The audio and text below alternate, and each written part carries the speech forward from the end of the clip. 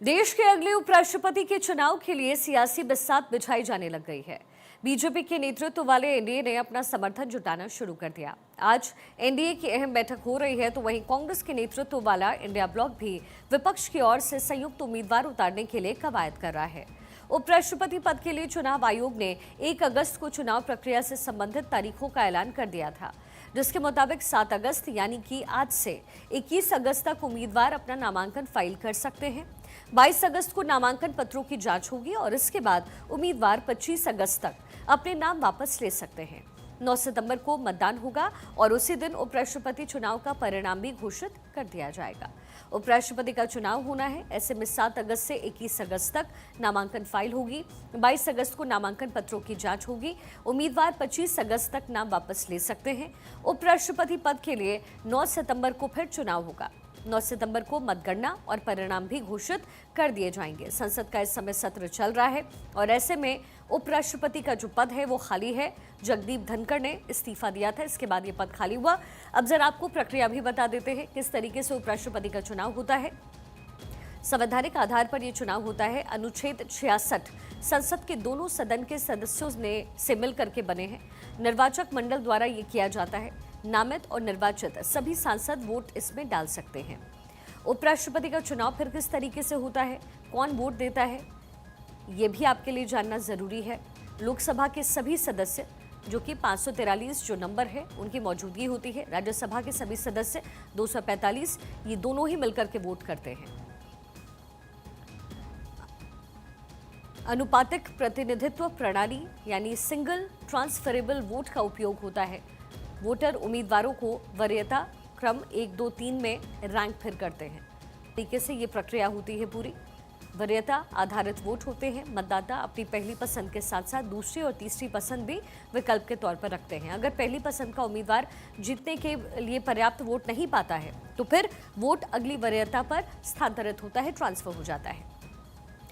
जीत का मापदंड क्या होता है? आवश्यक वोट जीत के लिए उम्मीदवार को कुल वैध वोट्स का 50% प्लस 1 यानी 50 प्लस 1 का वोट चाहिए होता है। अगर कोई उम्मीदवार पहली गिनती में यह आंकड़ा नहीं पाता, तो फिर कम वोट वाले उम्मीदवारों को हटा करके उनकी दूसरी वरीयता के वोट गिने जाते हैं, यानी 1, 2, 3 जो ऑप्शंस रखे जाते हैं, फिर उनकी काउंटिंग होती है। गुप्त मतदान होता है। वोटिंग गुप्त मतपत्र के जरिए होती है। ऐसे में क्रॉस वोटिंग के चांसेस बहुत हाई होते हैं। ये प्रक्रिया इसलिए होती है ताकि निष्पक्षता रखी जाए, पारदर्शिता सुनिश्चित हो सके। उपराष्ट्रपति का कार्यकाल 5 वर्ष का होता है। वो राज्यसभा के सभापति के रूप में भी काम करता है। जगदीप धनखड़ के इस्तीफे के बाद ये जो पोस्ट है वो खाली हो गई है, ये पद खाली है और ऐसे में संसद का इस समय मॉनसून सत्र चल रहा है और 9 सितंबर को इसकी वोटिंग होनी है।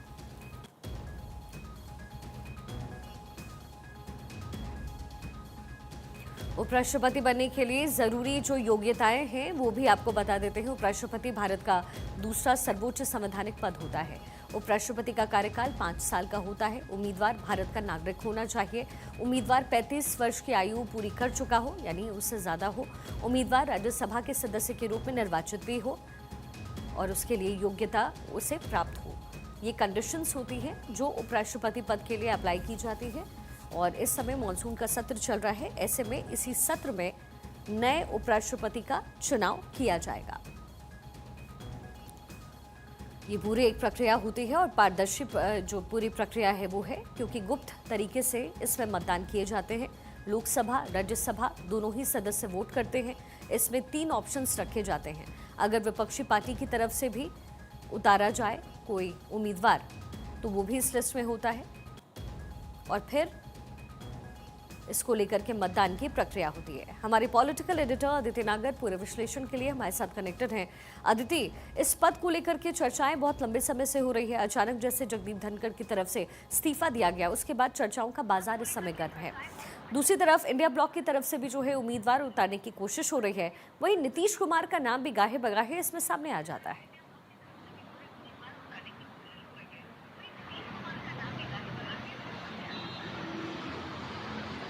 देखिए शिखा, बहुत शोर शराबा आपको लग सकता है क्योंकि आज जहाँ पर खड़े हैं वहाँ पर बहुत काफ़ी शोर शराबा है पार्लियामेंट के बाहर। जी, देखिए, सबसे महत्वपूर्ण बात ये समझ लीजिए कि सबसे पहले तो इस समय एनडीए की बैठक चल रही है और जेपी नड्डा की अध्यक्षता में चल रही है। थोड़ा सा आपको 2 दिन पीछे लेके चलूँगी, तो 2 दिन पीछे संसदीय दल की बैठक हुई जिसमें प्रधानमंत्री की अध्यक्षता में हुई। वो भी काफ़ी चर्चित थी क्योंकि 5 अगस्त भी था, बहुत तमाम तरीके के कयास थे, ट्रंप को लेकर भी तमाम बातें थी। तो प्रधानमंत्री ने खुल के बात भी करी, ऑपरेशन सिंदूर का जिक्र भी करा और भी किस तरीके से आगे बढ़ना है उसको लेकर भी बात करी, राहुल पर भी तर्क करा। अब बात आती है आज का दिन जब जेपी नड्डा एनडीए के सांसदों की बैठक ले रहे हैं। अब ये बैठक क्यों? वैसे तो देखिए बहुत सारी चर्चाएं हैं, लेकिन ये पर्टिकुलर बैठक इसलिए है क्योंकि उपराष्ट्रपति का चुनाव सामने खड़ा है। इतिहास गवाह है, कोई भी पॉलिटिकल पार्टी हो उसके लिए राष्ट्रपति का चुनाव, खासतौर पे कोई भी सरकार हो उसके लिए राष्ट्रपति का चुनाव और उपराष्ट्रपति का चुनाव बहुत महत्वपूर्ण होता है शायद। और अब जब ये सोचा नहीं गया था कि इस तरह से इस्तीफा हो जाएगा, तो जगदीप धनखड़ का जब चुनाव हुआ था पिछली बार, तब 75% वोट आए थे। पहले मैं आपको बता दूं, चुनाव होता है जब उपराष्ट्रपति का, उसके लिए लोकसभा और राज्यसभा के सांसद जब मिलकर वोट करते हैं तो आपकी हार या जीत या कौन बनेगा कौन नहीं बनेगा वो तय होता है। लेकिन पिछली बार जो 74% वोट आए वो लोकसभा राज्यसभा की जो एनडीए की कैपेसिटी है उससे ज़्यादा थे, जो परसेंटेज है उससे ज़्यादा थे।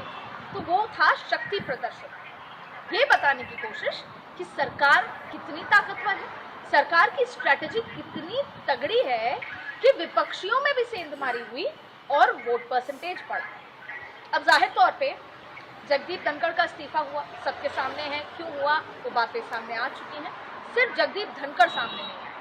लेकिन विपक्ष लगातार सवाल उठा रहा है और फिर वो बात आई गई होगी। अब बीजेपी के लिए ये भी एक प्रतिष्ठा की बात है कि अब जब मिड टर्म उपराष्ट्रपति का चुनाव होगा तो उसमें भी शक्ति प्रदर्शन दिखना चाहिए।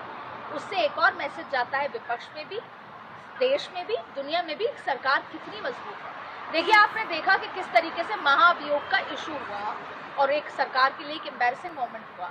इसलिए उपराष्ट्रपति वो व्यक्ति होता है जो बहुत संजीदा हो, सोच समझकर हो और इंटेलेक्चुअली बहुत हाई इंटेलेक्चुअल समझकर हो। तो कहीं ना कहीं बार बार ये जहाँ पर तय होना है वहाँ तय हो चुका है कि कौन बनेगा।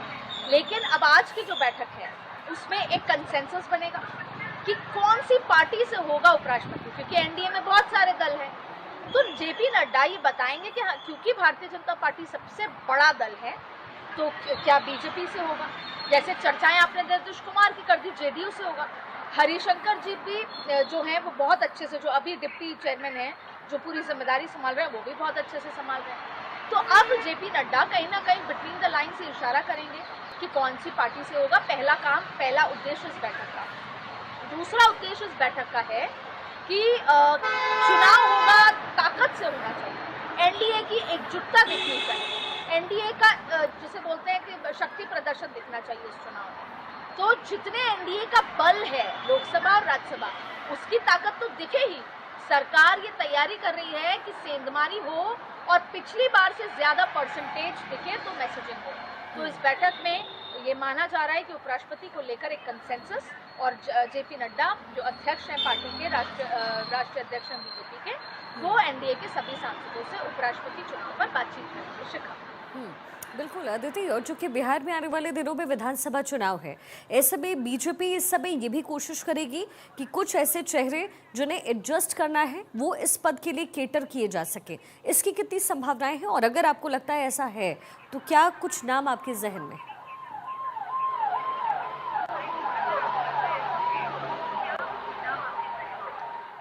मैं अभी संसद भवन के अंदर थी, बाहर हूँ। अंदर जब चर्चा होती है तो इस बात का जिक्र होता है कि बहुत सीनियर चेहरे देखे जा रहे हैं। बीजेपी इस बार कोई सोच समझ के फैसले लेगी, क्योंकि आने वाले दिनों में बहुत बड़े फैसले और लोकसभा से राज्यसभा तक पहुंचेंगे। तो राज्यसभा का जो सभापति है वो उसका किस तरह का एक्ट होगा, वो कैसे सरकार के लिए ठीक रहे, जो कि हर सरकार चाहेगी।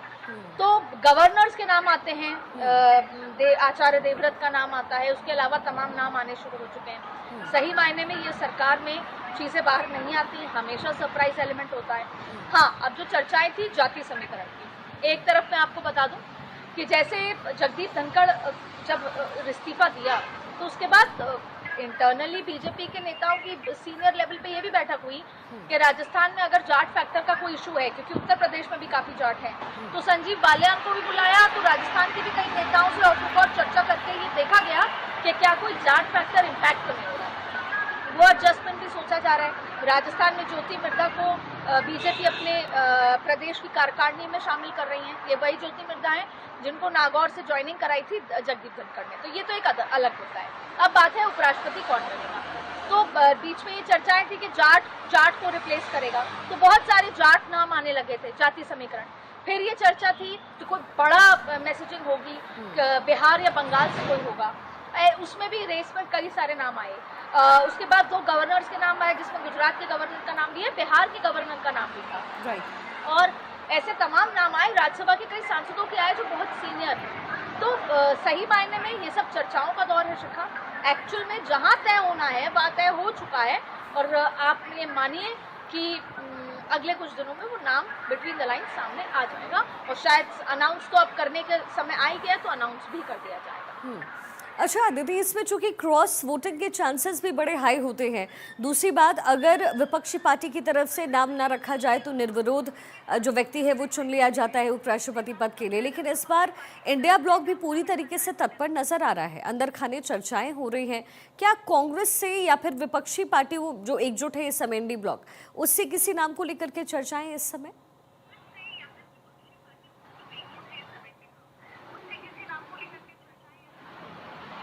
देखिए, राहुल गांधी की एचपीसी होती है, और क्योंकि आप यहाँ शोर बहुत हो तो मैं आपका पूरा सवाल नहीं सुन पाई हूँ, पर आपने क्रॉस वोटिंग का जिक्र किया है, तो मुझे लगता है आप ये समझना चाह रहे हैं कि सरकार या विपक्ष कितनी तैयार है एकजुटता के लिए। तो देखिए, राहुल गांधी क्योंकि एलओपी हैं, तो वो ये चाहेंगे कि किसी भी तरह की क्रॉस वोटिंग ना हो, और इसी के लिए मल्लिकार्जुन खड़गे, राहुल गांधी मिलकर फ्लोर लीडर्स की मीटिंग करते हैं, अपने सभी सांसदों को मीटिंग करते हैं कि रोज का एजेंडा क्या होगा। एसआईआर को वो अपना प्राइम एजेंडा बनाना चाहते हैं, ना सिर्फ बिहार चुनाव के लिए बल्कि बंगाल चुनाव के लिए, जिसमें उन्होंने आज जो प्रेस वार्ता की, सीधा इलेक्शन कमीशन को ये बताया कि वोट चोरी में बीजेपी के साथ जुड़े हुए हैं, तो एक बड़ा मुद्दा हो जाता है। ना इतने दिन से चल पाई हाउस, ना मुझे कल चलेगी, और ना अगले हफ्ते चलेगी। अगर हाउस चलेगा भी तो 15 अगस्त के बाद कुछ दिन चलेगा। बात है एकजुटता की, तो इंडिया गठबंधन ये पूरी कोशिश करेगा कि एकजुटता हो और एक भी क्रॉस वोट ना हो। लेकिन आप देखें कि कई, जैसे स्टैलिन की पार्टी है, अब ये देखना होगा स्टैलिन की पार्टी टीएमसी, हालांकि टीएमसी एसआईआर मुद्दे के बाद बीजेपी के लिए या साइलेंट या न्यूट्रल स्टैंड नहीं रखेगी, लेकिन पिछली बार ओम बिरला के चुनाव के समय टीएमसी का न्यूट्रल स्टैंड था, और टीएमसी ने ही कहा था कि हमें डिप्टी स्पीकर नहीं उतारना चाहिए। और ये माना जाता है कि कहीं ना कहीं बीजेपी टीएमसी के संपर्क में आई, टीएमसी को ये कहा गया कि ओम बिरला का जो चुनाव हो वो सिंगल हो जाए, उनके सामने कोई प्रत्याशी ना उतरे, जिसमें हनुमान बेनीवाल और टीएमसी को फोन करके कहा गया कि आप समर्थन, इंडिया गठबंधन में समर्थन मत जताइएगा कि डिप्टी स्पीकर हो। तो ऐसे कई स्ट्रैटेजीज होती हैं सरकार की कि वो विपक्ष के जो दूसरे छोटे दल हैं उनको कैसे समझा सकें। तो स्टैलिन को हमेशा आपने देखा होगा, कई बार ऐसा होता है कि वो एब्सकॉन्ड भी कर जाते हैं, तो ये एब्सकॉन्ड वाला फैक्टर होता है, या कई बार क्रॉस वोट वाले फैक्टर की कोशिश मल्लिकार्जुन खड़गे, राहुल गांधी भी करेंगे।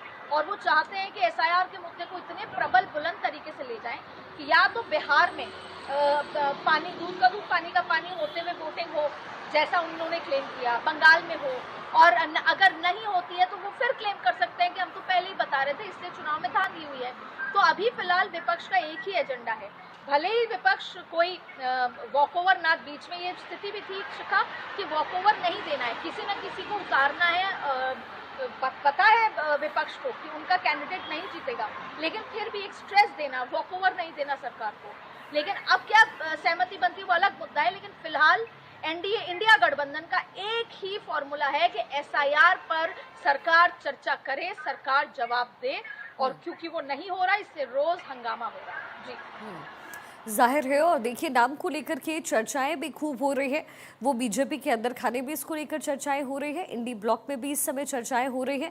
लगातार तमाम पार्टियों के बीच में इसको लेकर के मंथन चल रहा है। अदिति, जितना इम्पोर्टेंट संभावित नाम का होना या फिर सामने आना है, उससे ज़्यादा इम्पोर्टेंट ये है कि सरकार यानी बीजेपी इस समय किन मुद्दों को केटर करेगी। जैसे कि प्रधानमंत्री मोदी ने आज किसानों का भी जिक्र किया, किसानों का जिक्र धनखड़ भी करते रहे हैं।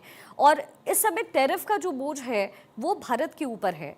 बहुत ज़रूरी है कि बीजेपी एक एक मुद्दों को टोह करके आगे बढ़ाए, क्योंकि आने वाले दिनों में जो चुनाव है इस पे भी सीधा असर इसका देखने को मिलेगा। क्योंकि एक तरफ नैरेटिव बिल्डअप किया जाता है विपक्षी पार्टी द्वारा, और एक और मुद्दा जो उपराष्ट्रपति पद को लेकर के है वो भी एक मेन मुद्दा है जो विपक्ष उठा रही है इस समय।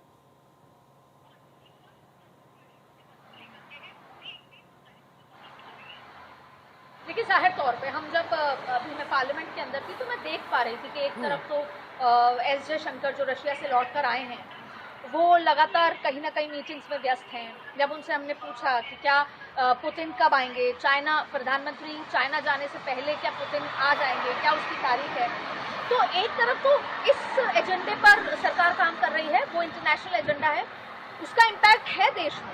ट्रंप के 50% टैरिफ का इम्पैक्ट प्रधानमंत्री के भाषण में भी है, जब वो ये कहते हैं कि 140 करोड़ लोगों की जो ऊर्जा का जो सिक्योरिटी है उसके साथ कोई खिलवाड़ नहीं होगा, फार्मर्स के साथ नहीं होगा, और एमएसएमई के साथ नहीं होगा, युवाओं के साथ नहीं होगा, चाहे उसके लिए मुझे व्यक्तिगत वो करना पड़े, बहुत सारा जिसे बोलते हैं कि देखना पड़ेगा चीज़ें। तो ऐसी स्थिति में व्यक्तिगत लॉस वो ले लेंगे, भुगत लेंगे, लेकिन वो फार्मर्स के साथ नहीं होने देंगे। तो कहीं ना कहीं सरकार दूसरा नैरेटिव बिल्ड कर रही है कि स्वदेशी को उठाएं, किस तरीके से फार्मर्स को और ताकतवर बनाएं, क्योंकि अल्टीमेटली एग्रीकल्चरल कंट्री है, तो सबसे बड़ी ताकत और जो पैसा है, जो क्योंकि इतनी जॉब्स नहीं दी जा सकती, पर फार्मर्स को सशक्त बनाया जा सकता है और स्वदेशी को इस्तेमाल किया जा सकता है। तो ये तो तमाम बातें हैं ही। साथ में देखिए, एक तरफ तो ट्रंप का एजेंडा है, दूसरी बड़ी बात है कि किस तरीके से राष्ट्रीय अध्यक्ष को लेकर लगातार चीज़ें हैं, तीसरी बात है कि उत्तर प्रदेश के अध्यक्ष, कर्नाटक के अध्यक्ष, गुजरात के अध्यक्ष पर भी अभी तक कोई फैसला नहीं हुआ। फिर उपराष्ट्रपति चुनाव एक नाप का सवाल है, वो कितने बेहतर तरीके से कंडक्ट होता है, उसमें अमित शाह की जो स्ट्रेटेजिस्ट हैं उन्होंने अपने बेस्ट लोगों को उतार दिया है, विनोद तावड़े, सुनील बंसल, जेपी नड्डा, उन्होंने अपनी बेस्ट टीम को उतार दिया है, तो वो बहुत अच्छे से उसकी भी एक मैसेजिंग है।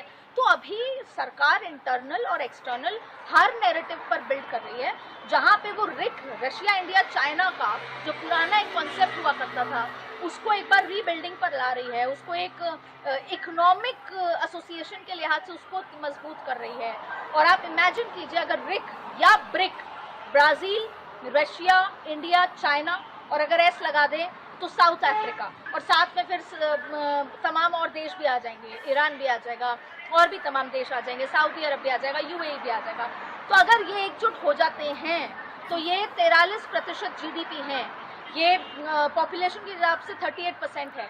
तो क्योंकि इस नैरेटिव को चुनौती देनी है कि ट्रंप ने 100 साल में सबसे बड़ा टैरिफ भारत पे लगाया है, तो अब नैरेटिव बिल्डिंग जो हो रही है, सरकार चौतरफा, चाहे उपराष्ट्रपति चुनाव हो, चाहे ट्रंप को जवाब देना हो, हर लिहाज से नैरेटिव और हर लिहाज से उसके समाधान और रास्ते सोच रही है। फिलहाल सबसे बड़ा नैरेटिव ये है कि फार्मर्स को लेकर, युवाओं को लेकर जो लगातार प्रधानमंत्री के बयान है। फिर एक सबसे बड़ा आता है कि भाजपा ये मानती है कि चुनाव हम जीतने के लिए लड़ते हैं, सिर्फ लड़ने के लिए नहीं लड़ते। तो बिहार चुनाव जो देश भर में एक नैरेटिव सेट करेगा, उसकी भी तैयारी पूरी तरीके से है, और इसीलिए कहा जा रहा है कि उपराष्ट्रपति का जो भी नाम होगा वो सरप्राइज भी होगा और उसके पीछे एक बड़ी मैसेजिंग, बड़ी रणनीति भी होगी। अदिति, एक आखिरी सवाल आपसे इस समय, किस तरीके से तैयारियां ये दोनों ही पार्टी कर रही है, क्योंकि नाम स्ट्रांग होना चाहिए, उसको केटर करने के लिए जो और रीजंस हैं वो बहुत स्ट्रांग होने चाहिए, क्योंकि ये एक तीर से दो निशाने की तरह है, एक तो उपराष्ट्रपति पद और दूसरा आने वाले दिनों का चुनाव।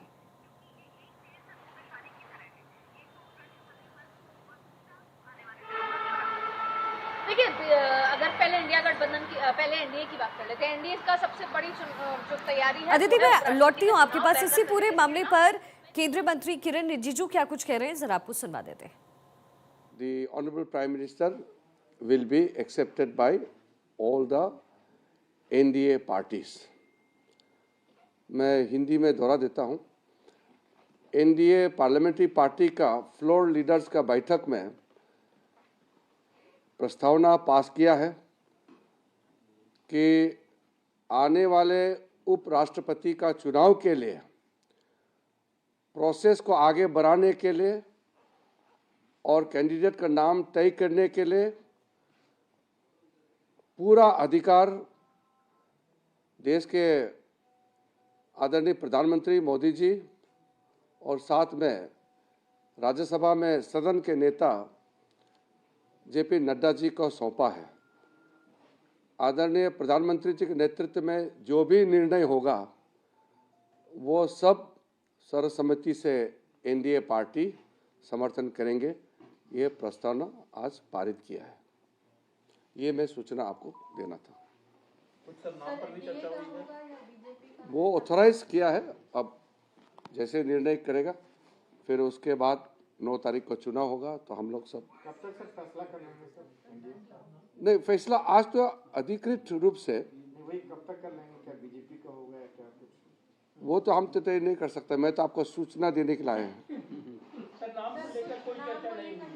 नाम को लेकर के चर्चा नहीं, चुनाव का पूरा प्रक्रिया के लिए और हमारा उम्मीदवार कौन होगा, सारा जो निर्णय आदरणीय प्रधानमंत्री जी और साथ में सदन के नेता राज्यसभा में नड्डा जी को अधिकृत किया है, ऑथोराइज किया है कि जैसे वो निर्णय करेंगे पूरा एनडीए सर्वसम्मति से उसको सहमति देंगे और पालन करेंगे। Sir, one quick question, because opposition is speaking about SIR debate and you have categorically said no to such a debate. Rahul Gandhi, has also spoken at record and said that we have proof that there was some bungling in the voters list and they are giving proof from one constituency of Bengaluru. So what do you have to say on that? Because every opposition political party is gaining strength from that perspective. So how will you counter that? First of all, special intensive review of the electoral roll had happened numerous times. You know the dates, time, year. It has been carried out throughout since independence. Secondly, in Maharashtra, same electoral roll, when Congress party and its ally won majority of the seats in Lok Sabha, they were praising, they were happy, and then when they lost badly in Vidhan Sabha, then it has become problem for them. In a similar way, whether it's Karnataka or anywhere, the claims made by Sri Rahul Gandhi and his team. तो केंद्रीय मंत्री किरण रिजिजू इस समय सारी information साझा करते हुए नजर आए।